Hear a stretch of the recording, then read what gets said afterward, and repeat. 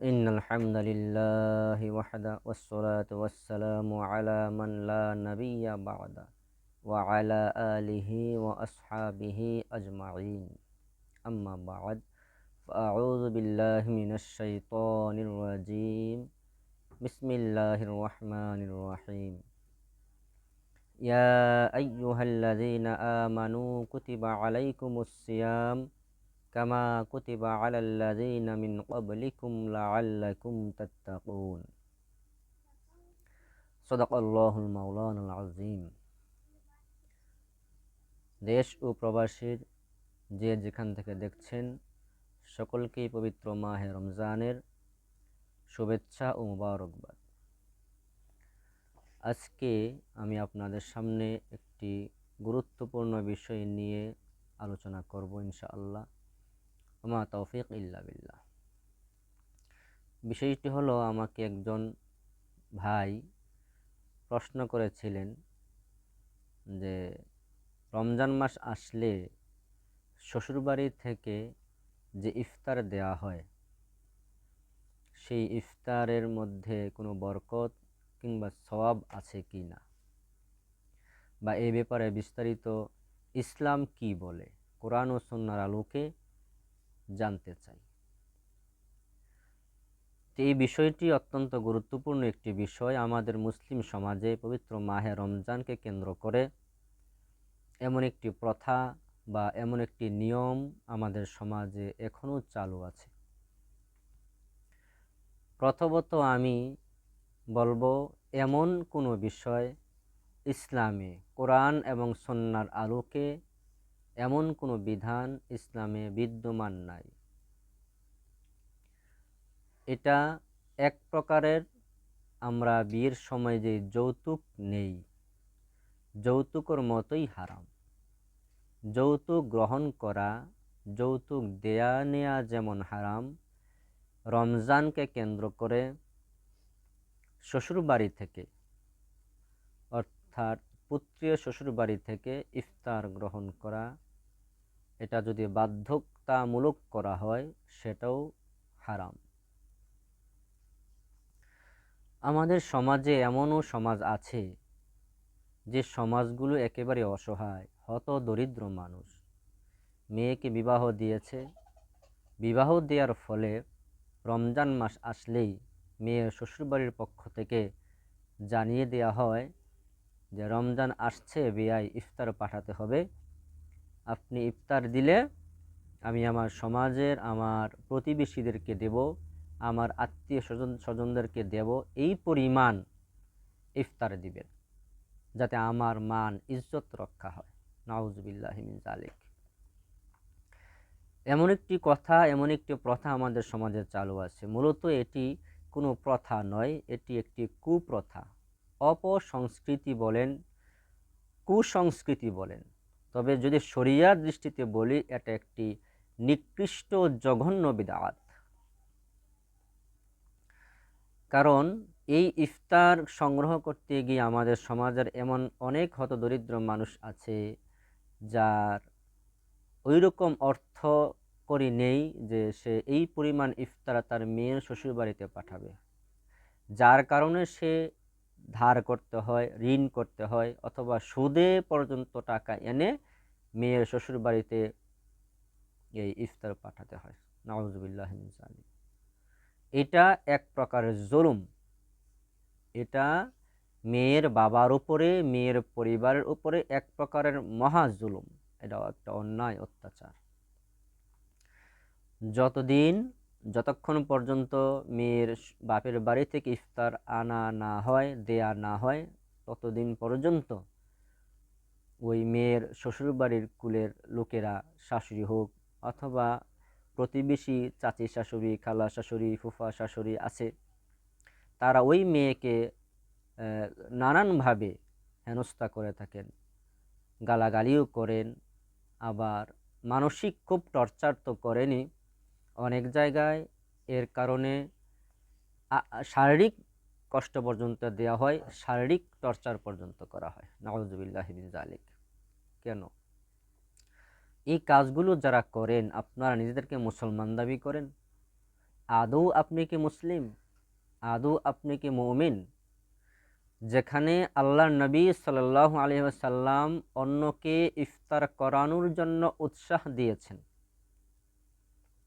এবং অন্যকে ইফতার করাইলে কি পরিমাণ সওয়াব, কি পরিমাণ ফজিলত আছে, রাসূল করিম সাল্লাল্লাহু আলাইহি ওয়াসাল্লাম এগুলো বর্ণনা করেছেন। আমি হাদিসটা আপনাদের সামনে উপস্থাপন করছি। ক্বালা নবী সাল্লাল্লাহু আলাইহি ওয়াসাল্লাম, মান ফাত্তারা ফীহি সাইমান কানা লাহু মাগফিরাতান লিযুনুবিহি ওয়া ইতকা রাকাবাতিহি মিনান নার ওয়া কানা লাহু মিসলু আজরিহি মিন গায়রি আন ইউনকাসা মিন আজরিহি শাইউন। কুলনা ইয়া রাসূলাল্লাহ লাইসা কুল্লুনা ইয়াজিদু মা ইফতিরুস সাইমা। ফাকালা রাসূলুল্লাহ সাল্লাল্লাহু আলাইহি ওয়াসাল্লাম, ইউতিল্লাহু হাযা সাওয়াবা মা ফাত্তারা সাইমান আলা মাজকাতি লাবানিন আও তামারিন আও তামরাতিন আও শারবাতিন মিন মাইন। ওয়ামান আশবা'a সাইমান শাকাহুল্লাহু মিন হাউদি শারবাতান লা ইয়াজমাউ হাত্তা ইয়াদখুলাল জান্নাহ। সুবহানাল্লাহি ওয়া বিহামদিহি। এই বড় একটি হাদিসে রাসূল করিম সাল্লাল্লাহু আলাইহি ওয়াসাল্লাম রোজাদারদেরকে ইফতার করানোর যে ফজিলত, ইফতার করানোর যে মর্যাদা, এটা তিনি সুন্দর করে উপস্থাপন করেছেন। নবী করিম সাল্লাল্লাহু আলাইহি ওয়াসাল্লাম বলেন, যে ব্যক্তি কোনো রোজাদারকে ইফতার করাবে তার গুনাহসমূহ মাফ করে দেওয়া হবে এবং সে দোজখের আগুন থেকে মুক্তি পাবে। আর সে ওই রোজাদার ব্যক্তির রোজার সওয়াব পরিমাণ সওয়াব পাবে যে ব্যক্তিকে ইফতার করানো হয়েছে। ওই রোজাদার ব্যক্তির প্রাপ্ত সওয়াবের বিন্দু পরিমাণ কম দেওয়া হবে না। সুবহানাল্লাহ। সাহাবায়ে কেরাম আরজ করলেন, ইয়া রাসূলুল্লাহ সাল্লাল্লাহু আলাইহি ওয়াসাল্লাম, রোজাদারকে ইফতার করাবার সামর্থ্য তো আমাদের নেই। নবী করিম সাল্লাল্লাহু আলাইহি ওয়াসাল্লাম উত্তরে বললেন, আল্লাহ পাক এই সওয়াব ওই ব্যক্তিকে দান করবেন যে ব্যক্তি কোনো রোজাদারকে সামান্য পরিমাণ দুধ অথবা একটি খেজুর কিংবা এক পেয়ালা পানি দ্বারা ইফতার করাবে। আর যে ব্যক্তি কোনো রোজাদারকে পেট ভরে খানা খাওয়াবে, আল্লাহ তাআলা তাকে আমার হাউজে কাউসার থেকে পেট ভরে তৃপ্তি সহকারে পানি পান করাবেন। সুবহানাল্লাহি ওয়া বিহামদিহি। এবং সে জান্নাতে প্রবেশ করা পর্যন্ত আর পিপাসিত হবে না। সুবহানাল্লাহি ওয়া বিহামদিহি। হাদিসটি ইমাম বাইহাকির শুআবুল ঈমান গ্রন্থে লিপিবদ্ধ আছে। তাহলে এই হাদিসের মধ্যে আল্লাহর নবী সাল্লাল্লাহু আলাইহি সাল্লাম সুস্পষ্টভাবে রোজাদারদেরকে ইফতার করানোর যে ফজিলত, যে সওয়াব সুস্পষ্টভাবে বর্ণনা করেছেন, আমাদেরকে উৎসাহ দিয়েছেন। আমরা একজন রোজাদারদেরকে বেশি খাওয়াইতে না পারি, একটা খেজুর দিয়ে হলো ইফতার করাইতে পারি, আমার সামর্থ্য না থাকলে অবশ্যই। আর যদি আমার সামর্থ্য থাকে, অবশ্যই পেট ভরিয়ে আমরা রোজাদার ব্যক্তিকে খাওয়ানোর চেষ্টা করি এবং করব ইনশাআল্লাহ। তাহলে আপনি আপনার মেয়ের শ্বশুরবাড়ি থেকে ইফতার আনানোর জন্য এত জোর জবরদস্তি কেন করবেন? আপনার তো উচিত আপনি যেন এমন সওয়াব অর্জন করতে পারেন, এমন সওয়াব কামাই করতে পারেন, আপনার সামর্থ্য অনুযায়ী আপনি আপনার পুত্রের শ্বশুরবাড়িতে ইফতারও পাঠাবেন। এটা ছিল আমাদের মুসলমানদের দায়িত্ব এবং কর্তব্য। যদি আপনার সামর্থ্য না থাকে আপনি দিবেন না, যদি সামর্থ্য থাকে অবশ্যই আপনার দেয়া উচিত। কিন্তু এটা না করে আপনি উল্টা তাদের উপরে প্রেশার দিয়ে, তাদের উপরে জোর জুলুম করে, তাদের উপর তো পারেন না, আপনার পুত্রবধূর যে আপনার বৌমা আছে তার উপরে নানানভাবে তাকে হেনস্থা করেন, নানান ভাষায় অত্যাচার জুলুম তো করেনি এবং অপমান বেইজ্জতি পর্যন্ত করেন, যেন খুব দ্রুত মেয়ের শ্বশুর বাড়ি থেকে, মেয়ের বাপের বাড়ি থেকে ইফতারগুলো পাঠানো হয়। আসলে আল্লাহ সুবহানাহু ওয়া তাআলা কোরআনে কারিমে যে বলেছেন, উলাইকা কাল আনআম বাল হুম আদাল, এই আয়াতের বাস্তবতা আমার মনে হয় এইখানেও আছে। যেই সকল মুসলমান, নামধারী মুসলমান, তার পুত্রের শ্বশুরবাড়ি থেকে ইফতার আনার জন্য বাধ্যতামূলক করা হয় এবং না দিলে নানানভাবে হেনস্থা করা হয়, ওই পুত্রবধূর উপরে জোর জুলুম অত্যাচার নিপীড়ন চালানো হয়, মানসিক টর্চার করা হয়, শারীরিক টর্চার করা হয়, ওই মানুষগুলো নিশ্চয়ই উলাইকা কাল আনআম, এগুলো চতুষ্পদ জন্তু জানোয়ার, বালহুম আদাল, বরং এর চাইতেও নিকৃষ্ট মানুষ।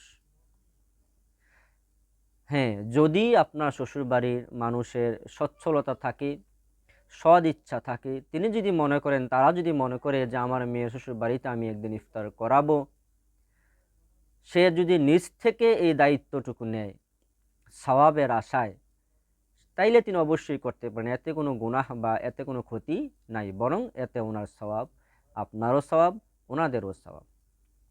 কারণ আল্লাহ সুবহানাহু ওয়া তাআলা কোরআনে কারীমে ইরশাদ করেছেন, আউযু বিল্লাহি মিনাশ শাইতানির রাজিম, তাআওয়ানু আলাল বিররি ওয়াত তাকওয়া, তোমরা সৎ কাজে এবং আল্লাহ ভীরু কাজে কি করো? প্রতিযোগিতা করো। এখানে আমাদের প্রতিযোগিতা করার কথা যে আমি আগে আমার শ্বশুর বাড়িতে ইফতার পাঠাবো, আমি আমার আত্মীয় স্বজনদের বাড়িতে ইফতার দেব, আমার ইফতার তারা গ্রহণ করবে, তারা খাবে, আল্লাহ আমাকে এই যাজায় খায়ের দান করবেন। এটা আমাদের প্রতিযোগিতা হওয়ার কথা।